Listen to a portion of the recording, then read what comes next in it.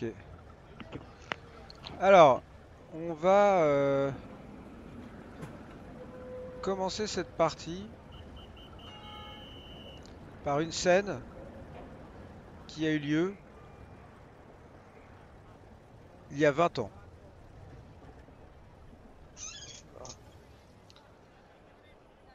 dans les rues de New York, le quartier italien des rues de New York. Le jeune Vincenzo Caruso a 10 ans à cette époque-là. Et il marche avec son meilleur pote, qui s'appelle Egidio, qui est comme lui originaire de Sicile. Et ils ont l'habitude de se balader dans ce quartier parce que c'est là qu'ils habitent. C'est là qu'ils font leurs Les 400 coups. petits, leurs petits coups ensemble. Sauf que ce jour-là, alors que Egidio et Vincenzo sont à l'angle d'une rue en train de discuter entre eux, tranquillement, ils aperçoivent 6 gamins âgés entre 10 et 13 ans qui les pointent du doigt et qui commencent à courir dans leur direction. Euh, Egidio se retourne vers toi, Vincenzo, et te dit viens, viens, on s'en va, on s'en va! Et il part en courant. Qu'est-ce que Eh, tu mais fais? qu'est-ce que c'est, bordel? Bah, je pars en courant avec lui. Et Ouais. je suis surpris. Je vois 6 gamins qui déboulent. Je suis surpris. Bah, Je cours. t'es pas tant surpris que ça parce que ces gamins, tu sais que c'est une bande de gamins que tu as déjà vu et tu sais aussi que il y a eu une altercation il y a quelque temps et que Ah, tu as d'accord. mis ton poing dans la tête d'un de leurs petits frères. C'est étonnant, ben. Et là, tu cours et tu me fais un petit jet là de dextérité. Ouais. Ok. Normalement, c'est fait. Tu cours, tu accélères et puis à un moment, tu te rends compte que tu as réussi à mettre une certaine distance entre eux et toi, mais tu vois plus Egidio, ton pote. Hé, Gidio, Gidio! Je me retourne et je retourne sur mes Et il pas. s'est cassé la Hé, gueule à une Gidio! dizaine de mètres en arrière et les gamins sont en train de lui arriver Ah, dessus. ah, mais j'y vais, j'y vais, j'y vais. Je peux pas laisser Gidio comme ça. J'y vais, j'y vais. Je me Ouais, repointe devant. t'as, Allez, allez! t'as vachement envie d'y aller. Andiamo! T'as vachement envie d'y aller, mais en fait, la peur te paralyse. Vincenzo. À ce moment-là, à cette époque, il y a 20 ans, quand t'avais 10 ans, et que ces 6 gamins ont commencé à tabasser au sol ton copain Egidio, Oh, putain. t'es resté de l'autre côté de cette rue, et lorsqu'ils ont eu terminé de lui fracasser la gueule et qu'ils se sont retournés vers toi, t'es parti en courant. Ah. Et nous allons revenir aujourd'hui 20 ans plus tard dans votre chambre d'hôtel. Autre temps, mais pas forcément autre sentiment. En tout cas pour Vincenzo. Vous êtes à Londres. Vous êtes le 8 février 1925 à Londres. Euh, il est 8h30 du matin dans votre somptueux hôtel. Et ceux qui sont du côté des garçons, donc on va dire Erasmus et Perry, vous entendez comme du remue-ménage dans le salon. Ouais. Qu'est-ce qui se passe? Je me lève, j'y vais. Alors moi, il n'y aura pas grand-chose qui me réveillera parce que j'ai pas beaucoup dormi la nuit. Je suis encore en train de pioncer d'un sommeil lourd. D'accord. Toi, tu continues à faire à récupérer tes heures de sommeil, Erasmus, alors que toi, Perry, tu vas dans le salon et tu vois que la porte, la fenêtre a été grande ouverte. On entend le bruit de la rue à l'extérieur. Quoi? Et tu vois Vincenzo qui est torse nu, avec avec un panga dans la main. Et il est en train de s'entraîner à donner des coups de poing et à enchaîner des espèces d'enchaînements avec son panga, comme s'il cherchait à faire des combinaisons avec son panga. Il est tout transpirant Tu te dis que ça fait peut-être plusieurs heures qu'il est là, parce Oh, qu'il putain. il a l'air d'être complètement concentré dans ce qu'il fait. Toi, ma chère Betty, tu te réveilles après cette nuit de sommeil. Euh, Que faites-vous? D'accord. Ah, Pelli. Ah, Ah, qu'est-ce que t'es en train de faire là? Ça fait combien de temps que je fais ah, ça? ah, je m'entraîne. Faut que je trouve quelque chose là. Faut que je trouve quelque chose, que je m'améliore avec ce panga là et que je trouve quelque chose avec le panga et la boxe, quelque chose qui soit plus efficace, tu comprends? Ouais. Et je pense que j'ai trouvé quelques bons mouvements. Regarde celui-là. Et, et j'ai toujours le panga dans la main. Et je fais quelques mouvements de boxe. Et voilà, à la place de l'uppercut, je fais un mouvement de panga, etc. J'essaie de trouver. Qu'est-ce que t'en penses, Pell? Il est bien, non? Ouais, c'est vrai que Celui-là, il ça était- commence à donner quelque chose, ouais. Ah Je bon, pense et encore celui-là, 2-3 regarde, jours regarde. et... Ah ben et regarde tu l'auras celui-là, là. Et perfectionné. je refais un mouvement où à la place du crochet, c'est le panga qui part. Et voilà, je danse un peu, tu vois. Tu comprends que je suis en train, tu sens que je maîtrise la boxe et que je suis en train de trouver une espèce de danse létale, quoi, avec le panga. Attends, vas-y, montre-moi, j'essaye moi Oh, aussi. regarde. Je m'y Ah, mets et j'essaie de te recopier. Euh, ah, Ma chère Betty, plus bas, lorsque, plus bas. lorsque tu te lèves, tu n'entends rien de ton côté de l'appartement. Visiblement, la porte de la chambre de Jennifer est fermée, elle a l'air de dormir. Bah, je sors, je vais vers la cuisine, boire un café. Ok, il n'y a personne non plus dans la cuisine. Bah, c'est un peu étonnant, du coup. Je vais voir s'il y a quelqu'un dans le salon. Visiblement, Oh, tu vois. dans ta partie de l'appartement, il n'y a plus personne, à part peut-être Jennifer dans sa chambre qui doit Oh, qui dormir. dort, ok. Bah, je me fais un petit déjeuner, et après, je vais voir de l'autre côté si les autres sont réveillés. Ok, Vous faites ça pendant combien de temps, les autres, les garçons? Moi, bah, si je me suis levé à 6 heures du mat, je m'étais couché assez tôt, un peu embrumé, et j'ai pris cette décision très tôt le matin, quoi. Donc, j'ai fait ça de 6 heures à 8h30, quoi. Très bien, Moi, bah, je m'amuse un peu, mais bon, après, très vite, je vais quand même aller chercher le journal comme chaque matin. ok. Ah, Après un certain temps, vous finissez par vous croiser, j'imagine, dans la salle du petit déjeuner. Erasmus est Ouais. si. toujours visiblement endormi, ainsi que Jennifer. Il est 8h45. Bon, elle est belle. Toi, tu le reviens avec le journal, c'est ça? Ouais. Eh, salut, Betty. Bonjour, nouvelle. Bonjour, ça va? Si, Ah, ça salut, va mieux, Betty. ça va mieux. D'accord, mais t'es tout transpirant là. Si, que je m'entraîne, hein. Là maintenant, ça suffit, hein. Je pense qu'il faut que je devienne un peu plus fort, hein.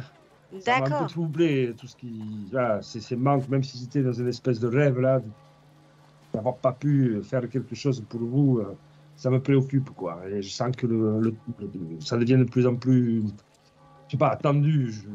J'aime pas ces périodes un peu calmes là. Je sens qu'il va se passer des choses. Ah, je comprends, moi aussi, je suis inquiète. Moi aussi, je suis inquiète. Mais tu sais, t'es pas responsable d'avoir disparu du rêve, hein. Et un peu quand même, hein, si j'allais pas. Enfin, bon, je Euh, maîtrise pas tout, mais je maîtriserai. D'ailleurs, en parlant d'inquiétude, je veux pas en rajouter une. Mais Quoi, qu'est pas ça? bon, hier soir, j'ai lu jusqu'à très tard. Mais en allant me coucher, je me suis regardé là. Je leur montre le. C'était un livre, c'est ça? Ou un objet, Nico? Qui avait. Livre. C'était un livre. C'était un livre. Ce livre, j'étais persuadé de ne pas l'avoir posé à cet endroit-là. Et hier soir, en allant me coucher, bah, je l'ai retrouvé là. Et je sais pas pourquoi, mais il y a un truc, il y a quelque chose de Ah, bizarre. peut-être Erasmus l'aura bougé, ou peut-être toi, Faudrait lui Betty. demander, faudrait lui demander. Moi, j'y ai pas touché. Non, non, moi, j'ai touché à rien du tout. J'ai pas touché ce livre. Et c'est quoi ce livre, d'ailleurs? C'est quoi? D'accord. Et- Ça pas un ah- livre particulier de votre collection, hein. Ok. Attendez, on est d'accord, personne n'a les clés de notre chambre à part nous. Mm. Après, peut-être le personnel de nettoyage. Oui. Et pourquoi ils auraient touché un livre?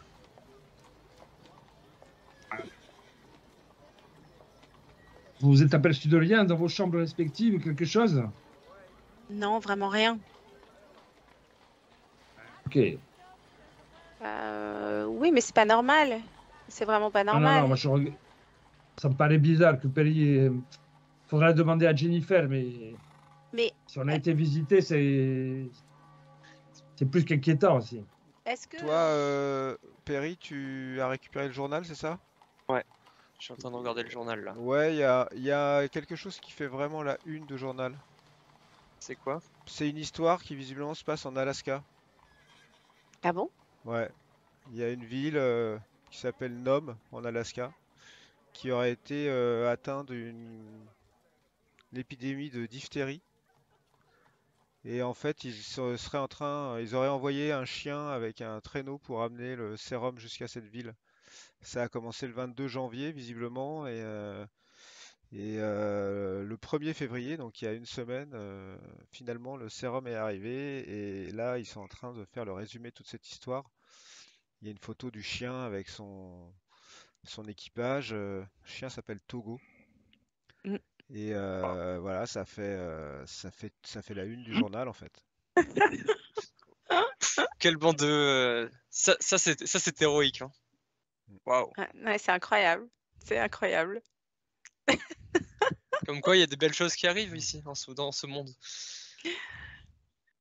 Ouais. Je sais pas pourquoi cette info, alors que ça se passe si loin et que elle me touche énormément. J'y vois, je sais pas, tout soudain, je suis un peu submergée par l'émotion. J'ai l'impression de voir des images du froid et tout ça, puis tout à coup d'un monde un peu comme paradisiaque au milieu du froid, le chien, des enfants.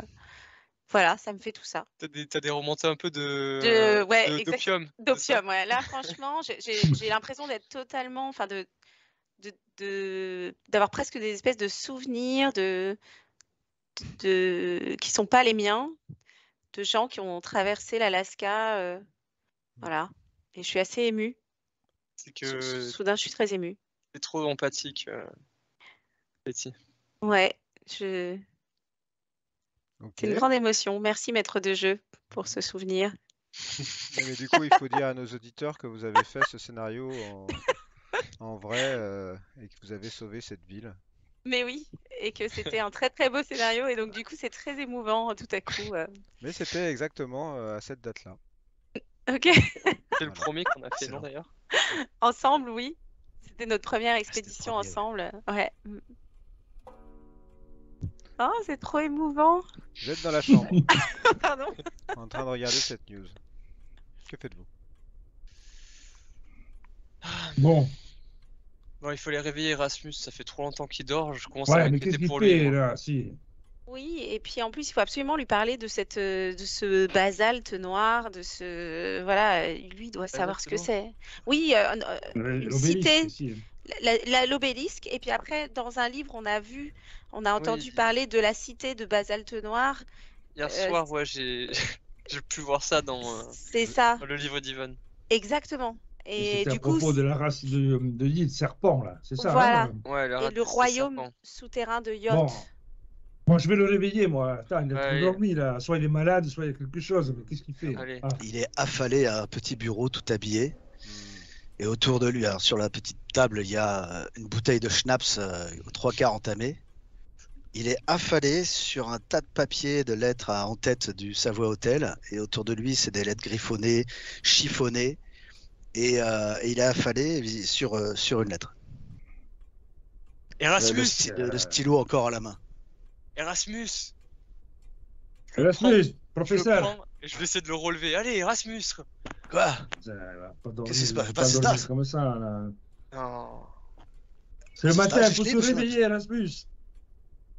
C'est le matin, là, on a plein de choses à faire. S'il commence à dormir comme ça, pas dormir, on va avoir un Je me Erasmus frotte la tête. tout mâché, là. Oh, mes amis. Oh, quelle nuit. Ah, je m'excuse, quelle heure est-il? Ah, c'est 9h, quasi 9h là. Oh là là, Et on a besoin de On vos a besoin de compétences. toi, Erasmus. Ah, je me suis Nous écroulé. avons découvert des choses hier. Vos compétences nous sont et votre savoir nous est nécessaire. Nous avons besoin de Ah. Allez, viens, j'ai un bon café qui t'attend. Oui, Un ah, très café bien, oui, j'ai besoin d'un bon café, oui. Ah, j'ai très mal à la tête. Je jette un coup Ah. d'œil à sa lettre, à la lettre qui est en train d'écrire. Qu'est-ce que je peux voir? C'est quelque chose que j'ai écrit, que j'aimerais vous lire, si vous le souhaitez, mais avec un bon café d'abord pour commencer, si vous le permettez. Allez, bien, andiamo, allez. andiamo alla cuisine, là, hein, je te fais un extretto. Viens. Je l'essuie en traînant des pieds, en me frottant la nuque et la tête, la lettre à la main. Et donc je me dirige à la cuisine pour aller prendre un bon café que je bois goulûment. Et Jennifer est dehors encore? Visiblement, oui. Je sais pas ce que vous avez tous à dormir, on a plein de choses à faire là. Ah, mais ça ne m'étonne pas, je l'ai croisée cette nuit, il devait être peut-être 5 heures du matin. Elle est comme moi, elle cherchait du café, quelque chose pour se tenir éveillée. Je crois qu'elle elle était en train de lire les 7 cadrans d'Agatha Christie. C'est 5 heures du matin, elle a dû se coucher peut-être à peu près au moi-même où je me suis endormi. Elle doit être endormie très profondément encore. Donc je bois mon café et je dis, est-ce que vous permettez que je vous lise ceci? C'est fait. C'est quelque chose vraiment j'ai sur le cœur et que j'ai besoin de vous dire, et j'ai trouvé vraiment plus pratique et plus juste de l'écrire pour que ma langue ne fourche pas et que je puisse exprimer toutes les pensées que je voudrais vous transmettre. C'est très important pour moi. Alors, fais-le. Vous voyez la lettre, donc à l'effigie du Savoy Hotel. Mes très chers amis, pardonnez-moi de m'être retiré de façon si soudaine hier, après notre conversation avec Monsieur Blackwood. C'est que les nouvelles que nous avons reçues de New York ont ravivé en moi des souvenirs insoutenables que je m'efforce d'enfouir au plus profond de mon être. Ma blessure est toujours ouverte. Je revois chaque nuit ces images affreuses de notre périple dans les caves du Juju House. Mais je revois aussi tellement d'images des quelques années de bonheur que j'ai passées avec ma douce et tendre Jeanne. Saviez-vous que nous projetions de nous marier et d'avoir un enfant? J'ai repensé toute la nuit aux échanges que nous avons eus avec Algernon Blackwood. C'est un brave homme, certainement un écrivain de talent, mais aussi passionné et versé qu'il puisse être dans les arts occultes ou l'ésotérisme, il semble ignorer, ou feindre d'ignorer, les réalités du monde que nous connaissons maintenant et dont nous ne pouvons plus nous soustraire. N'en connaîtrait-il que la surface, telle la partie émergée de l'iceberg? Sa raison lui refuserait d'admettre ce qui se trouve sous la surface, dans les profondeurs. Nous savons, nous, ce qui s'y cache. Nous l'avons vu. Nous l'avons vécu. Nous nous y confrontons, corps et âme, de tout notre être. Peut-être M. Blackwood en a-t-il entrevu un reflet fugace, et s'en est-il détourné, consciemment ou inconsciemment, par crainte de voir s'écrouler l'édifice fragile de sa raison. Il s'agit d'une lutte à mort, nous le savons, contre les ténèbres les plus noires. Il ne s'agit pas, comme il semble le penser, de se confronter à des cultes d'illuminés sadiques qui agissent dans l'ombre des gouvernements, des religions, ou de manœuvres machiavéliques de démons avides de pouvoir et d'emprise sur leurs congénères. C'est un combat contre le mal dans tout ce qu'il a d'absolu. Vous le savez, mes très chers amis. Tout comme moi, vous l'avez regardé en face. C'est ce combat peut-être perdu d'avance que M. Blackwood s'est finalement refusé à mener, préférant rester dans le confort ouaté de son bureau d'écrivain. Faut-il être un fou plein de courage et de témérité pour se livrer à cette bataille contre des forces titanesques qui nous dépassent? Ne vaut-il pas mieux les ignorer, refouler ces cauchemars au plus profond de nous? J'ai pensé que le père de Jennifer était peut-être de ceux qui, confrontés à la sombre réalité, n'ont pas reculé face à l'immensité de la tâche, quitte à se brûler, à souiller leurs principes au nom d'une cause plus grande, celle de la survie de l'humanité. tout comme nous apprêtons à le faire. Deviendrons-nous pour autant de viles personnes, des adeptes de quelque culte sanglant, si nous-mêmes nous adonnons à des sacrifices d'êtres vivants? Quel jugement porterons-nous sur nous-mêmes après avoir donné le premier coup de couteau dans le corps d'une bête innocente? Quel reflet de nous-mêmes verrons-nous dans le regard de cette pauvre créature que nous martyriserons de la manière la plus immonde? Mais alors, qui sommes-nous pour juger? Et de quel droit pouvons-nous juger le père de Jennifer s'il suivit le même chemin que nous envisageons de suivre? Pour l'instant, nous ne savons rien de lui. Gardons-nous de le juger. Poursuivons nos recherches sans plus nous juger les uns les autres. Qui sait, peut-être que le père de Jennifer a eu le courage que M. Blackwood ou d'autres n'ont pas eu. J'en viens à ce qui nous attend, à ce sacrifice que nous devrons effectuer pour ce que nous pensons être nécessaire. Cela me hante. Vous le savez, pendant la guerre, beaucoup ont payé le prix fort de la bêtise humaine. Tant de victimes, de souffrances. J'ai vu des choses atroces, mais j'ai aussi vu de belles choses. La solidarité, la fraternité. J'ai été témoin des comportements les plus vils, comme des plus admirables. Beaucoup d'animaux étaient présents eux aussi pour participer à cette absurdité. Comme nous autres, ils n'avaient pas demandé à être là, participant comme ils le pouvaient à cette farce sordide et grotesque au nom de la folie des hommes. Des chevaux, des bœufs, des chiens.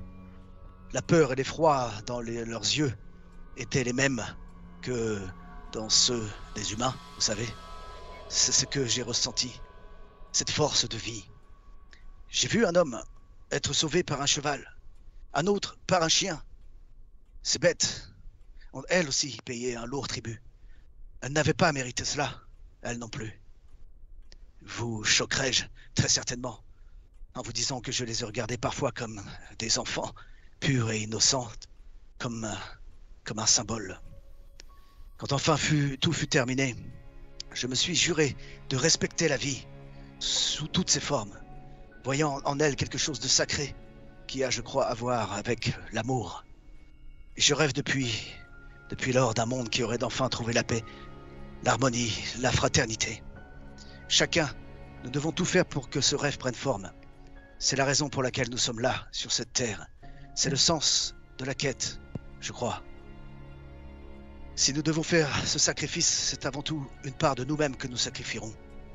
Si je dois être celui qui tiendra le poignard, c'est cette bête, ainsi que moi-même, que je sacrifierai, en toute conscience, et, paradoxe terrible et abyssal, par amour pour la vie. Mais je fais la promesse que jamais je ne me laisserai corrompre par le chaos rampant. Je le combattrai jusqu'à mes dernières forces, coûte que coûte, par amour pour Jeanne, par amour pour la vie, par amour pour vous, mes chers amis. S'il devait m'arriver le pire, conservez cette lettre et relisez-la le moment venu, en souvenir de moi et de ce pourquoi nous nous battons. Puissions-nous œuvrer à chaque instant pour le beau, le bien et le vrai. Rappelons-nous les leçons du passé et marchons ensemble vers la lumière, seul guide dans les ténèbres qui nous menacent. Votre ami dévoué, Erasmus.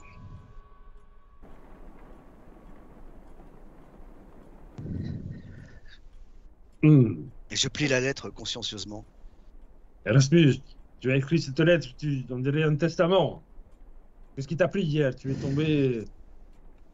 Tu dis plein de choses vraies, évidemment, mais tu n'es pas encore... Tu es encore parmi nous, nous avons encore beaucoup de choses à faire. Ça me fait peur quand tu écris ça. J'ai l'impression que tu vas partir ou que tu n'es déjà plus là. Nous partirons tous un jour, mes amis. Cette heure fût-elle le plus tard possible. J'ai eu ce besoin d'écrire tout cela pour me souvenir, pour mettre mes idées en ordre et pour savoir ce pourquoi nous nous battons. Cette conversation avec Blackwood, ces articles que nous avons reçus de New York, tout cela m'a plongé dans un grand désarroi et j'ai eu besoin d'exprimer tout cela. Je sais que parfois, peut-être, j'aurais besoin de la relire. Peut-être vous la relirez aussi un jour.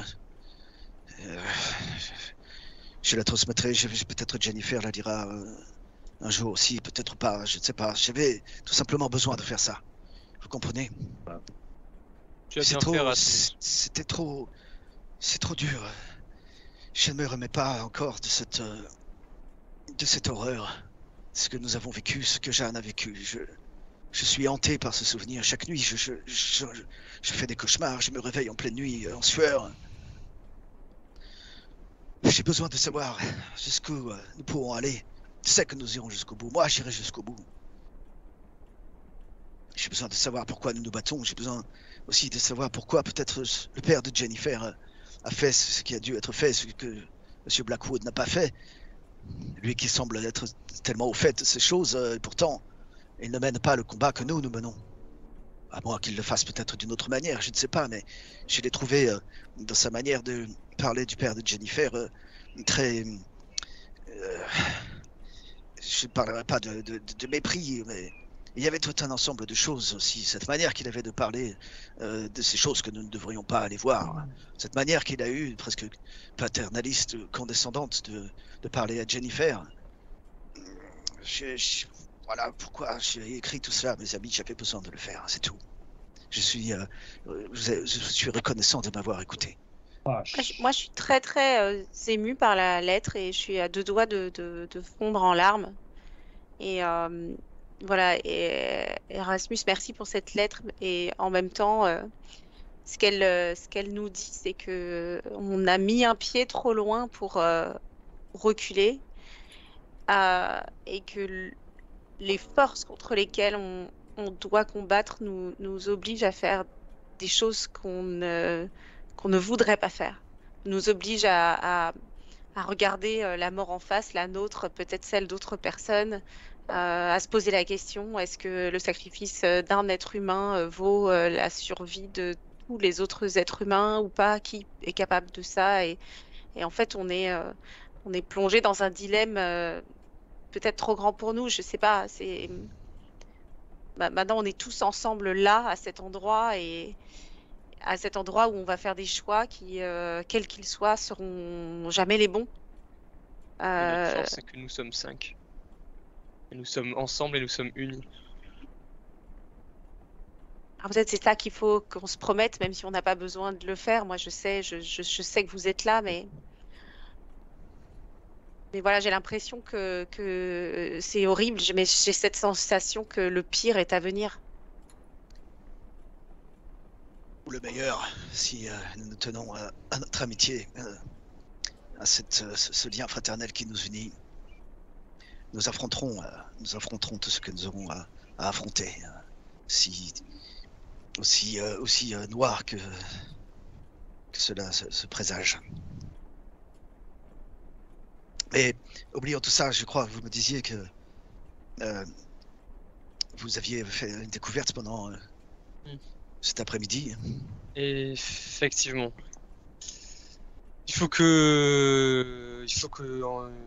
Il faut aller au niveau de... Enfin, Tailsman. Vous vous souvenez de Tailsman? Oui, bien sûr. Tailsman.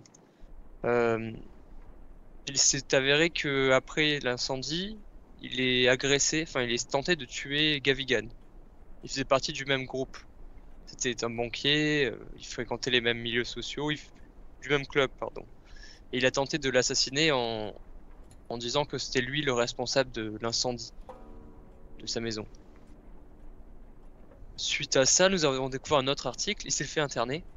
Et c'est pour ça que je pense qu'aujourd'hui, nous devons aller le voir à l'asile. Mais en plus de ça, il a vandalisé une obélisque très étrange qui m'a personnellement mis très mal à l'aise. Et nous avons besoin de vous pour observer, essayer d'analyser quelle pierre pourrait être, de quelle pierre cette obélisque pourrait être faite.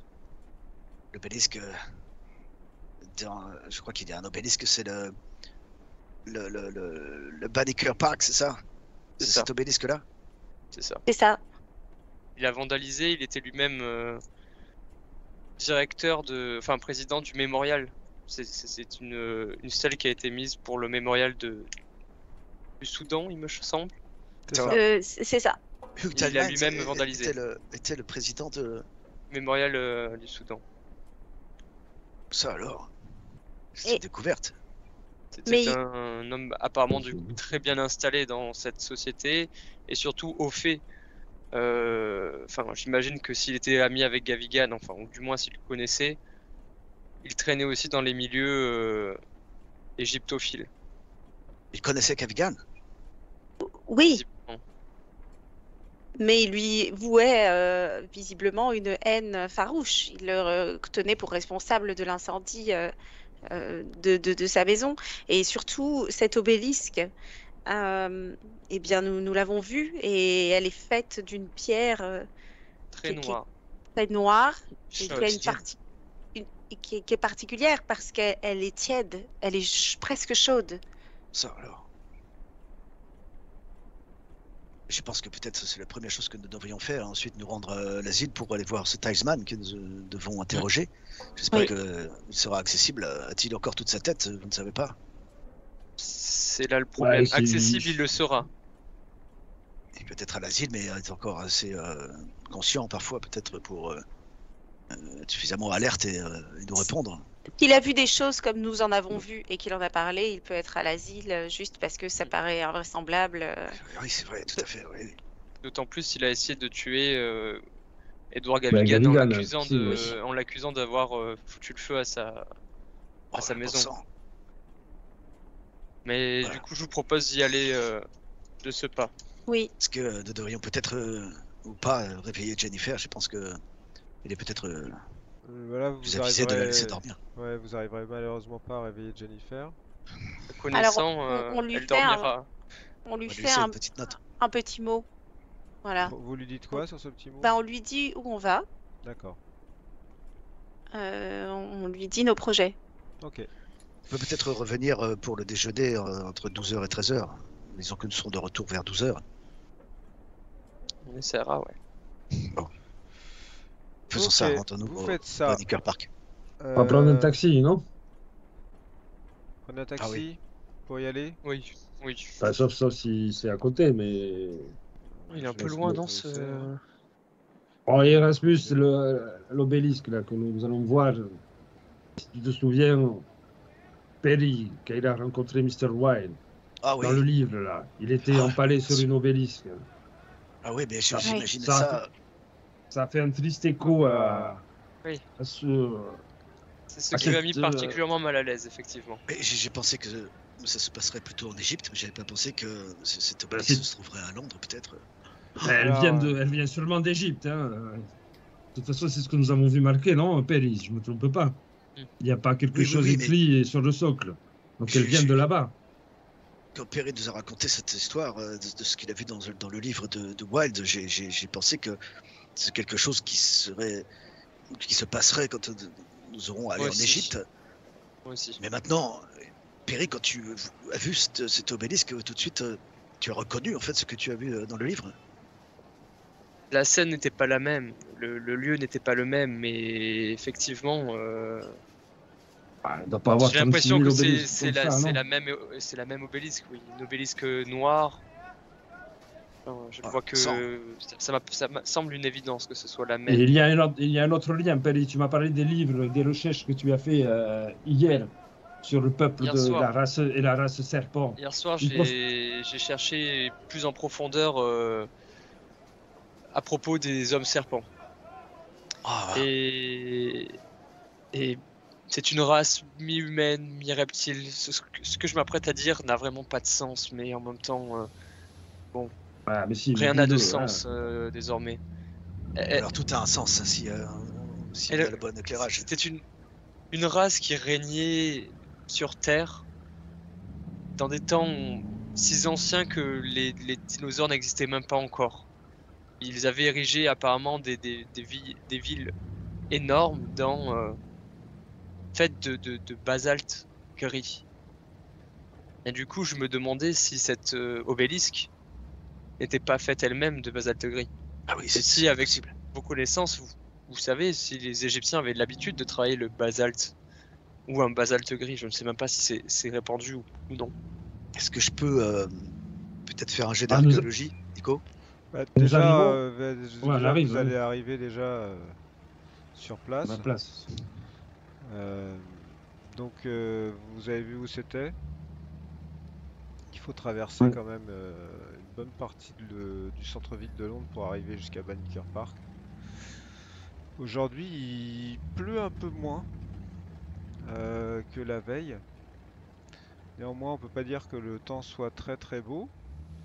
Et d'après Gaspard du Nord, cette race s'est faite renverser par ses esclaves, a renié son dieu et s'est retrouvée enterrée dans les profondeurs de la terre. Mais ce qui m'a pas aussi intéressé, c'est que d'après Gaspard du Nord, euh, on pourrait retrouver des traces de cette race dans le nord de l'Angleterre ou l'Écosse. Ah, Ouais. Ils attendent leur moment pour ressurgir. C'est ça? C'est ça, c'était les dernières phrases que j'ai réussi à décrypter. attendez. Alors, vous arrivez donc à Bannister Park. Je vous ai mis une image. Il y a effectivement, c'est un quartier où il y a des habitations hein, un peu autour. Et cet immense obélisque qui est en plein centre. Euh, elle mesure dans les 11 mètres de haut à peu près. Elle fait à peu près 2,50 m de large. Elle est faite dans une pierre gris-noir qui a l'air assez érodée.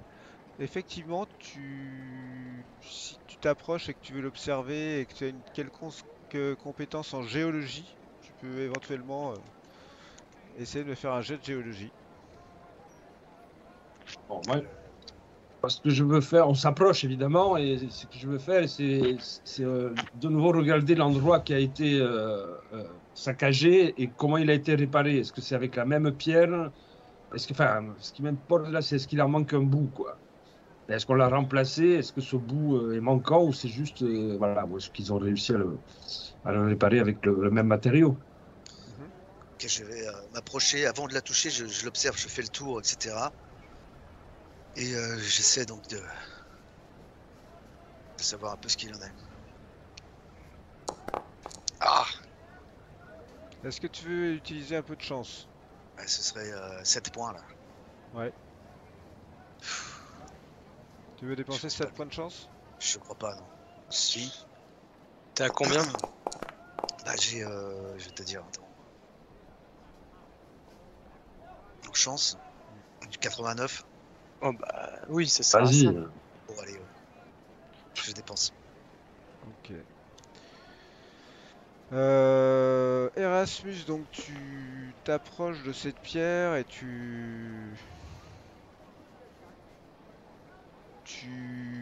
définis assez rapidement que c'est une sorte de granit. C'est juste qu'il a une couleur qui est pas habituelle et il n'y a pas que ça qui est pas habituel, c'est que en fait il y a des aspérités sur la pierre qui sont vraiment typiques d'une exposition prolongée dans l'eau. Mais une exposition très prolongée dans l'eau. On parle de peut-être de dizaines de milliers d'années, quoi. Ça, c'est le côté géologique des failles que tu vois. Tu te dis, parce que le granit, avant qu'il se fasse ronger Ouais. par l'eau, tu te dis que Bah, c'est plus qu'une antiquité, cet obélisque. Ouais. Et tu aperçois, bien entendu, tout comme Vincenzo qui refait le tour, tu aperçois qu'il y a un coin qui a été défoncé ou qu'on a tenté de défoncer visiblement, euh, qui a été un peu réparé à la va-vite avec des matériaux type ciment, des matériaux modernes en fait. Et qu'il y a de chaque côté de l'obélisque une cartouche avec des hiéroglyphes. Ça, j'ai pas la compétence pour le déchiffrer. Je sais pas, sachant que tu as passé des années avec ta femme à étudier les hiéroglyphes, tu dois avoir un minimum de compétences en hiéroglyphes, je pense. allez. Allez. Oui. Ah non. Non. Est-ce que tu veux dépenser de la chance? Attends, j'ai fait combien là? Parce que je vois pas mon. T'as fait 40. 49. Ah bah non, à 30, ça ferait dépenser beaucoup trop de chance là. Ah bon, Pff, voilà. Et tu veux pas vous pouvez pas les recopier puis trouver un manuel à la bibliothèque qui vous permettrait de décrypter? Si tu faisais ça, C'est chaud. tu rajouterais le pourcentage du manuel à ton pourcentage de base. c'est beaucoup mieux. Il doit forcément y avoir des photos de l'obélisque quelque part avec les cartouches. Alors, c'est c'est surtout, tu sais que là, t'essayes de tester ta mémoire des hiéroglyphes. Ouais. Donc visiblement, ça te dit rien, ce qui est écrit dans ce cartouche. Mais si tu vas, par exemple, au London Museum et que tu vas à la bibliothèque et que tu prends un bouquin d'égyptologie avec les transcriptions hiéroglyphiques, etc., et que tu travailles dessus, peut-être qu'en quelques heures, en fonction de ton jet, peut-être que tu pourrais y arriver. Il y a bien y avoir un scientifique, un égyptologue qui y a travaillé à la bibliothèque. Je pourrais trouver peut-être une traduction directement. Tu sais pas, hein. Ouais. Ça, Bon, faire je des pense que j'ai quelques heures à passer à la bibliothèque, mes amis. Ok. Et je dis à mes amis, pendant que j'examine la pierre, je dis c'est certainement du granit.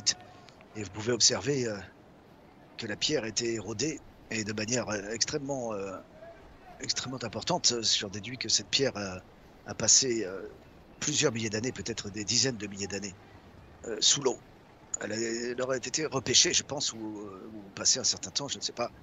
Il faudrait connaître aussi l'histoire de cet obélisque, comment il est arrivé là. Est-ce que l'Angleterre a fait ramener ça d'Égypte et où était ce hiéroglyphe avant que les Anglais le trouvent? Bah, ce qui est important de savoir, c'est qui est le donateur de cette. Oui. Oui, je ferai ces recherches à la bibliothèque le moment venu.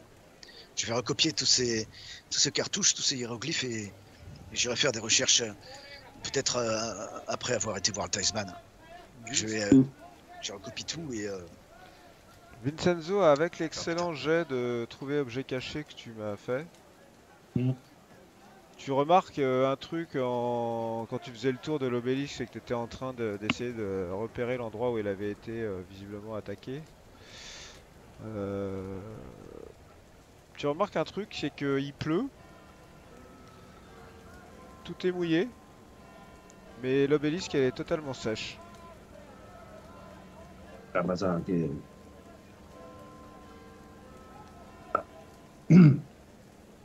C'est comme si là, je regarde plus précisément, c'est comme si l'eau glissait et ne laissait aucune humidité tellement elle est lisse, l'eau n'arrive pas dessus. Enfin, ça me Si, si, surprend. t'as l'impression que l'eau arrive dessus, mais que c'est comme si elle s'évaporait assez rapidement.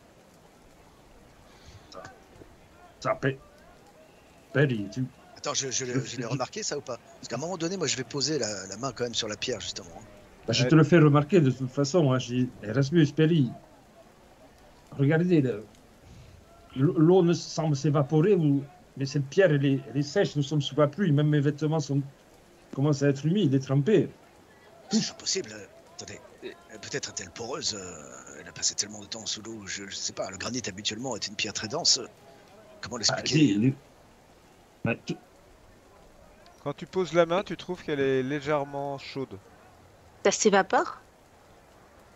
Bah, tu vois pas de fumée ni rien, mais Ça la alors, pierre je- elle est sèche, et elle est légèrement chaude. Elle doit faire Chaude. bien 5-6 degrés de plus que la température extérieure. Il faudrait peut-être regarder qu'est-ce qui se trouve dans le sous-sol, juste en dessous, qui expliquerait la raison pour laquelle elle est chaude, mais elle ne peut pas être naturellement chaude, c'est impossible. Talisman nous aiderait peut-être à comprendre ça. Mais oui, Oui, pourquoi Il s'est pas attaqué à cet endroit pour rien. oui.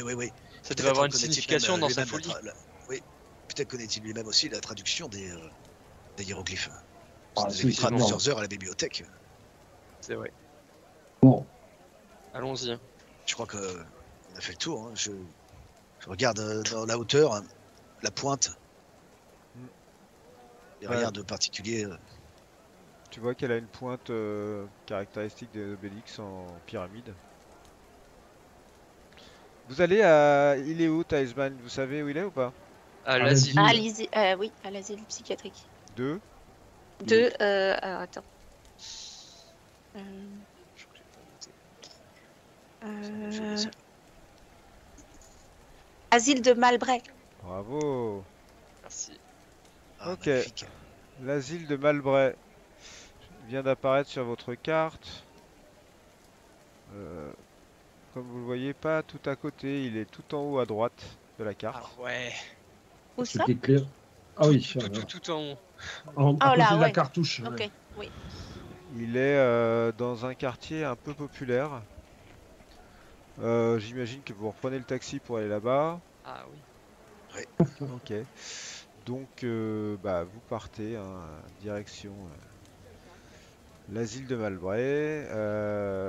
Les rues de Londres sont bondées. Il est à peu près 10 heures quand vous vous mettez en route. Vous allez arriver dans un très ancien, enfin face à un très ancien bâtiment.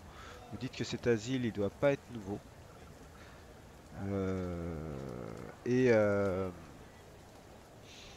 ça ressemble même à un ancien manoir presque. Vous arrivez dans cet asile donc, et à la réception, il y a une standardiste, enfin une infirmière qui a l'air de filtrer les allées et venues. Voilà, pour ceux qui ont l'habitude des asiles, je sais pas si c'est votre cas, peut-être toi Betty un peu plus. C'est ça t'inspire plutôt une institution d'un autre temps, Hmm, tu vois. très bien. Ben, bonjour madame, je suis le docteur Betty Tuesday et je viens avec des confrères rencontrer Monsieur Talisman. Oh, Dr. Tuesday, je crois que l'inspecteur Barrington a appelé et a laissé un message vous concernant vous et vos amis. D'accord? Effectivement. Mhm. Vous êtes venu pour un patient en particulier, c'est bien ça, hein? Tout à fait. Exactement. Oui, C'est Monsieur Tilesman. Oui. Ah Avec oui, Talisman. je vais vous emmener à la rencontre du docteur Clive qui s'est occupé de lui. Et alors, tu vois, c'est une vieille infirmière, elle se lève, elle vous amène, vous ouvrez plusieurs portes grillagées. Il y a des surveillants qui sont là. Il doit y avoir, à vue de nez comme ça, peut-être une cinquantaine de chambres et de patients dans cet asile. De temps en temps, il y a quelques cris lorsque vous passez dans les couloirs. Tout ça est quand même pas très rassurant. Et à un moment, vous voyez arriver le docteur Clive, qui est un homme assez âgé, qui vient vers vous et qui va naturellement vers toi, Erasmus, et te tend la main. En disant, docteur Bonjour, Clive, docteur. enchanté, c'est vous le docteur Tuesday? Non, c'est ma confrère ici présente. Bonjour, je Moi, je suis... suis le professeur Erasmus Briggs. Il a une seconde d'hésitation et il se retourne vers toi, Betty. Ah, docteur Tuesday, enchanté, vous êtes américaine, c'est ça? Absolument. Enchanté. Vous êtes aliéniste? Hmm, non, je ne suis pas aliéniste. Je suis docteur, Ah, médecine générale. médecine générale. Personne n'est parfait. Vous êtes venu pour voir le monsieur Theismann, c'est ça? Tout à fait. Exactement. Oui, oui, oui. Ah bah, habituellement, je vous avoue que je n'accepte pas les visites en dehors de la famille proche. Et malheureusement, dans le cas de monsieur Theismann, sa famille si. étant décédée, personne n'est venu le voir depuis fort longtemps. Euh, Quasiment depuis son internement, pour tout vous dire. Néanmoins, Scotland Yard ayant, n'est-ce pas, demandé expressément qu'on vous laisse l'accès, je suis très heureux de vous accompagner à sa chambre. Merci. Peut-on savoir de quoi il souffre exactement? Ah, de multiples afflictions mentales. Monsieur Timesman, comme vous le savez, a essayé d'attenter à la vie d'un gentleman. Et c'est Ouais. pour cette raison qu'il a été interné. Suite j'ai envie de dire, au trauma hein, psychologique qu'il a subi de par la mort de sa famille. Visiblement, il a développé des symptômes de paranoïa aiguë. Il a l'impression qu'on lui en veut, que quelque chose a tué sa famille et a essayé de le tuer et continue de le faire. Et il fait des rêves traumatiques, il prend des voix étranges, enfin toutes sortes de symptômes liés à mon avis à ce traumatisme, à ce premier traumatisme. Euh, Difficile à guérir, nous avons essayé beaucoup des vieilles techniques, ça n'a pas fonctionné. Mais Qu'est-ce que vous avez essayé comme vieille technique? bah, les électrochocs, les jets d'eau froide, tout le quorum, n'est-ce pas, des techniques qui permettent de choquer le corps et donc de raviver un peu l'esprit, vous voyez, tel que la bonne médecine psychiatrique nous l'enseigne. Néanmoins, la chimie étant en train on va dire, d'être expérimentée dans nos locaux, hein, en provenance de France d'ailleurs, nous pensons essayer de le sédater pour voir si ça atténue ses... Mais là, je trouve que depuis quelques semaines, il est assez calme, donc c'est peut-être le bon moment pour aller le voir. Mhm. Parfait. Vous voulez dire à quand remonte sa dernière crise? Ah, généralement, il est très agité entre les premiers mois d'été et les derniers jours d'hiver, vous voyez? Solstice, quoi. Ouais, Changement de lune, quoi. sans doute, c'est aussi parce que Ouais, si. c'est la période dans laquelle l'incident s'est déroulé, il a perdu sa famille. Mais Mm. Je comprends. vous marchez dans les couloirs et il finit par vous amener dans une chambre. Et dans cette chambre, il y a un homme que vous devez voir, qui est assis sur une chaise et qui fixe le mur. Il a une blouse d'hôpital. Il est grand, il est mince, très mince, particulièrement mince. Et il a un regard un peu déstabilisant.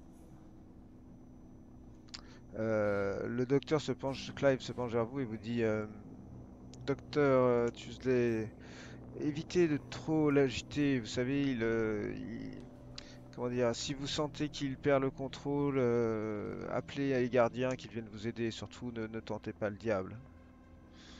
C'est entendu. Et sur ce, il sort de la chambre et il vous laisse seul avec cet homme.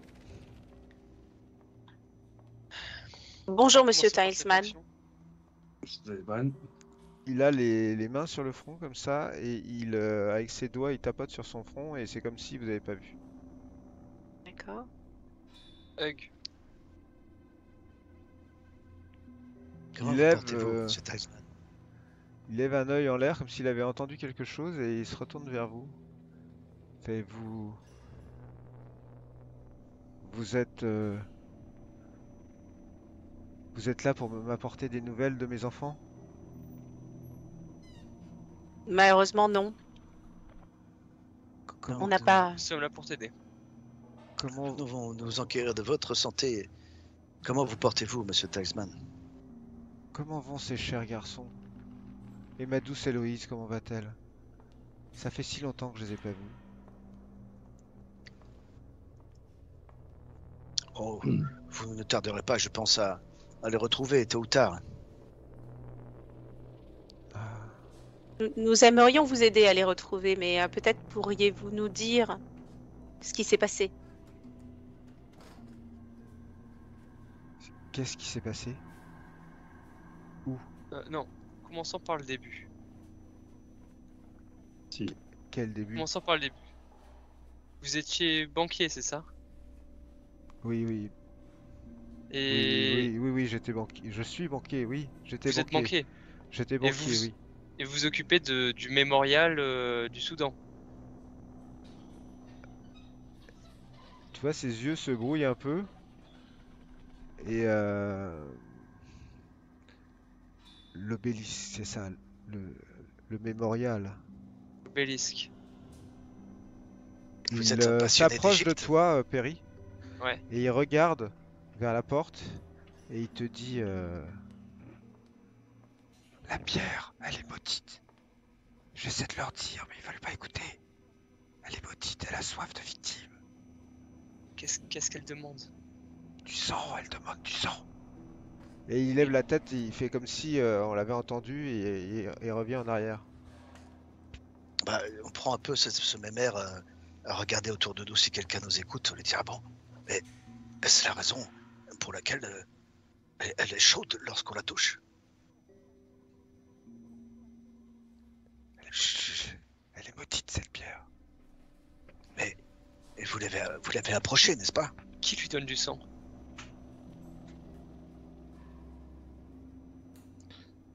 C'est comme s'il t'entendait plus là. Il regarde autour comme s'il avait l'impression qu'il y avait quelqu'un qui était avec vous dans la pièce et qui écoutait la conversation. Je crois Qui? que personne ne nous écoute, monsieur Talisman. Nous sommes tranquilles pour parler ici. Et nous, vous pouvez être sûr que nous vous croyons. Fais-moi un Car jet de moi-même. psychologie. Qui? Ouais, celui qui vient de parler. Erasmus. Aïe aïe aïe. Ok. Ouh. Allez. Chaud. Oh. Elle est maudite. Elle est maudite. Mais moi-même, je l'ai touchée. Je l'ai trouvée chaude. Tu vois il a pas l'air de rentrer en contact avec toi. C'est comme si t'entendais pas. Il regarde autour. Il a pas du Vous avez tout. essayé de détruire l'obélisque. Oui. Oui. Détruire. Il faut la détruire. Oui. Oui. Mais vous avez essayé et Oui. vous n'avez pas réussi. Comment la détruire? Il faut la détruire. Comment? Je sais pas. Il Qui, faut la détruire avec. qui l'a rapporté cet obélisque? C'est lui. Ah ah ah. Oui, c'est lui, maudit soit-il. Qu'il aille en Qui? enfer. Edouard. Gavigan, l'assassin. Gavigan.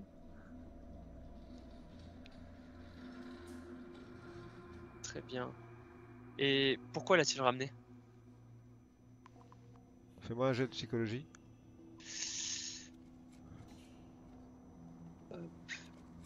Allez. Ah. C'est lui. L'assassin. J'ai voulu le tuer, mais j'ai pas réussi et maintenant c'est moi qui suis là. Pourquoi a-t-il voulu ramener cet obélisque? Quel est son dessein? Fais-moi un jet de psychologie. Allez, allez, allez.